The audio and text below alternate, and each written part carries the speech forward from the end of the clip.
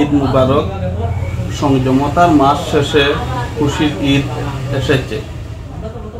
সমগ্র ভারতবর্ষ তথা করিমগঞ্জ জেলার কালীগঞ্জ জেলা পরিষদ আসনের সর্বস্তরের জনসাধারণকে জানাই আমি পবিত্র ঈদ উল ফিতরের শুভেচ্ছা ও মুবারকবাদ। ঈদ সবার জীবনে বয়ে আসুক সুখ, শান্তি ও সমৃদ্ধ, এটাই আমি কামনা করি। আজকের এই শুভ লগ্নে আমি করিমগঞ্জবাসীকে একটি সুখবর দিতে চাই।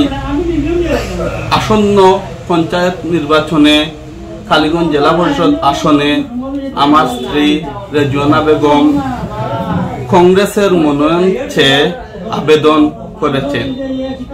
যদি কংগ্রেস দল আমার স্ত্রীকে মনোনয়ন দেয় তাহলে আমি